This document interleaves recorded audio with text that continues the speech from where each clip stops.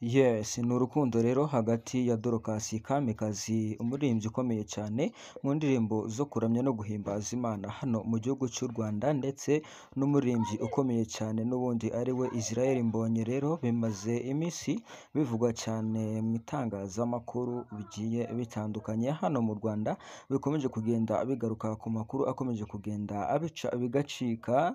Ni ku rukundo n'ubundi rukomeje kugenda rugurumana hagati ya Kamikazi Dorcas ndetse na Israel Mbonyi. Rero aka kanya nibyo tugiye kuba turebera hamwe, twamaze kuba tumenya ibintu bigera kuri bitanu byatumye n'ubundi Kamikazi Dorcas akunda cyane uyu musore, cyangwa se uyu muririmbyi ukomeye cyane muri East Africa ndetse no mu gihugu cy'u Rwanda. Akaba ari we muntu wa mbere mu ndirimbo zo kuramya no guhimbaza Imana ukora indirimbo zirebwa na benshi kandi ukunzwe cyane hano muri East Africa. Nyine ku ndirimbo zigiye zitandukanye yagiye aririmba, bamwita rero Israel Mbonyi, ujye uvugwa hirya no hino mu rukundo rutari rwinshi, cyangwa se utaragiye mu bintu by'inkundo cyane. Ariko nanone mu minsi yashize yigeze kuvugwa ko ngo hari umukobwa yateye inda utuye ku Irebero mu mujyi wa Kigali, yakodesherezaga inzu.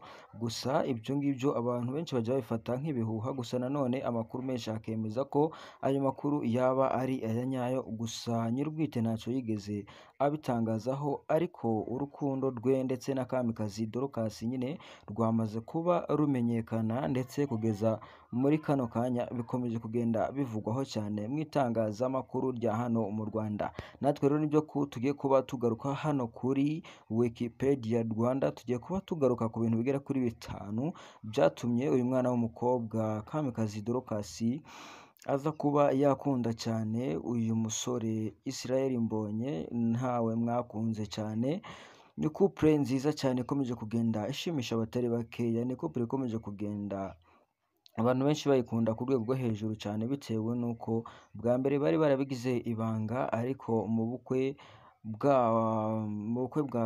Vestina nibwo Kamikazi Dorcas ndetse n'uyu musore Israel Mbonyi byaje kuba byagaragara ko nabo bari mu rukundo, kandi abantu benshi barabyishimiye kuko ni abaramyi mu guhimbaza Imana, cyane cyane ko bari kwagura umuziki wabo hanze y'u Rwanda, baririmba mu ndimi zitandukanye harimo Igiswahili, ndetse zikaba ari indirimbo zikomeje gukundwa n'abatari bakeya hano muri East Africa, cyane cyane mu bihugu nka Kenya, mu Rwanda na Tanzania, ndetse n'u Burundi, Congo, ndetse no mu bihugu bigiye bitandukanye birimo Sudani, ndetse n'ibintu bikomeje kugenda bicaracara, cyangwa se ni inkuru nziza cyane iri gushimisha abatari bakeya. Urukundo rwabo rero rwaje kumenyekana ku itariki 5 z'ukwezi kwa karindwi, nibwo Vestina yakoraga indirimbo na Idrissa Ouedraogo, umuhungu ukomoka mu gihugu cya Burkina Faso, iwabo wa Captain Traoré. Rero nibyo munyemerere tugaruke kuri ibintu bigera kuri bitanu bya Kamikazi Dorcas yaje kuba yivugira ko yakundiye Israel Mbonyi. Israel Mbonyi akaba ari byinshi yaje kwitangariza, nibyo ngiye kuba mbagezaho muri kano kanya. Niba utarakanda subscribe hano kuri Wikipedia Rwanda, nicyo gihe ngo wikande kugira ngo dukomeze kubana gatanu kuri kagenzi kako mu makuru avugwa hano mu Rwanda, cyangwa muri entertainment mu dukuru ducaracara hirya no hino. Ni amakuru yagizwe ibanga, ni amakuru utabasha kuba wabona ahandi, cyangwa se abandi batinye kuba babagezaho. Njyewe ngomba kuba uwa mbere hano kuri Wikipedia Rwanda kugira ngo nyabagezeho mubashe kuba mwasobanukirwa byinshi bigiye bitandukanye. Rero abantu babashije kuba bamenya urukundo ruri hagati ya Kamikazi Dorcas ndetse na Israel Mbonyi, bakomeje kugenda bishimira cyane urukundo nyine uburyo ruteye.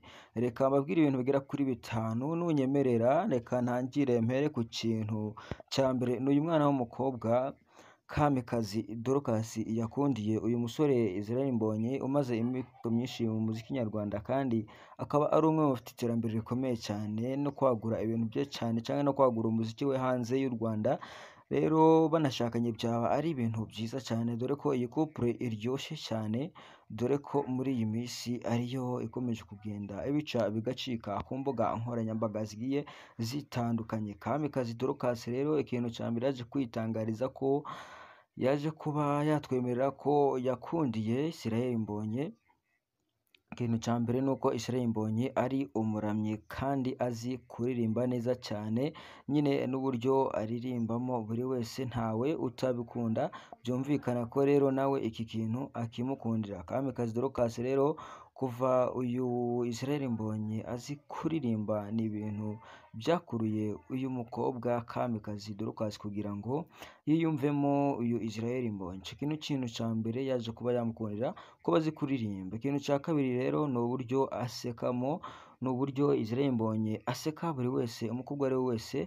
Akenshi uba usanga abakobwa bakunda uyu musore Israel Mbonyi niko bitewe n'uko nawe ntago arashaka, ntago arakora ubukwe, aracari ingaragu. Niyo mpamvu usanga rero baba bamukunda cane uburyo aseka. Ibi byose ni ikintu ca kabiri uyu mwana w'umukobwa yaje kuba yamukunda Kamikazi Dorcas, yaje kuba yakunda Israel Mbonyi. Uburyo aresha nabyo biri muri ico ca kabiri, nabyo ni ibijanye n'uburyo asa cyangwa se uburyo agaragara, imyambarire ye nayo byose bikubiye mu kintu ca kabiri yaje kutwibwirira yuko yakundiye n'ubundi Israel Mbonyi. Kamikazi Dorcas rero murabizi neza ko aribwo agisoza amashuri n'ubundi yisumbuye, yiga mu mwaka wa gatandatu yisumbuye, nibwo ashoje uyu mwaka 2025 yigaga i Gasogi, yiga ibintu bijanye na tourism cyangwa se ubukerarugendo. Kamikazi Dorcas rero ikintu ca kabiri yavuze ko ubwitonzi n'icubahiro amuha. Murabizi neza ko iyo umuhungu yitwara neza akaba hafi y'abandi kandi akaba ataca imanza, umukobwa aramukunda kandi akamwizera cyane. Rero ubwitonzi n'icubahiro amuha Kamikazi Dorcas rero ahabwa na Israel Mbonyi, ibyo bintu nico ca gatatu gituma amukunda cyane. Ikindi kintu ca kane rero ni uburyo amushimisha cyangwa se uburyo asekamo. Ibyo narimaze kuba nabibabwira, ariko hiyongeyeho n'ubundi uburyo amushimisha. Rero umuhungu ushobora gutuma umukobwa aseka cyane mu bihe bigoye, afite ikintu cyihariye umukobwa akunda. Rero ni ukuvuga ngo Kamikazi Dorcas we yivugira ko aba agaragaza ko uyu Israel Mbonyi we akunda kumushimisha mu turirimbo, akunda kumuririmbira ndetse n'ibindi byinshi bigiye bitandukanye akunda kumubwira cyangwa se akunda kuba yamuganizaho, dore ko ngo buriya uyu musore aba agira ngo stories ziryoshye cyane kandi akunda kuganira, nubwo adakunda kuba yavugana na buri wese, ariko uwo baganiye akunda kuganira. Kenshi aba yisekera cyane, nyine murumva ko ari ibintu bishimishije cyane. Imbaraga rero n'ishyaka afite ku byo akora nabyo ni ikintu amukundira. Ikindi wabasha kuba wamenya, buriya abakobwa bakunda umuhungu kubera ko yitangira ibyo akora, uko afite intego cyangwa se uko aharanira ibyamuteza imbere. Rero iyo uri umuhungu udafite iterambere cyangwa se nta kintu ugaragaza yuko nawe uri gutekereza, uri wa muhungu wirirwa usohokana n'abakobwa mu birori gusa, buriya uba uzi ngo urimo uramwiyegereza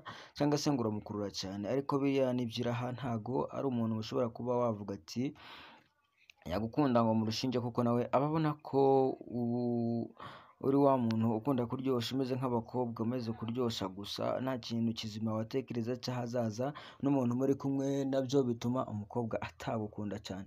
Rero hari ikintu cya gatandatu naco yaje kuba yatubwira, yaje agira ati ukuntu amutera kumva atekanye, kandi n'ikintu cya gatandatu yaje kuba yakundira uyu musore Israel Mbonyi. Uwo ni Kamikazi Dorcas, yaje kuba yavuga ibintu bitanu ubundi akundira Israel Mbonyi. Rero iyo ubusanzwe kumva atekanye cyangwa se akomeye, akumva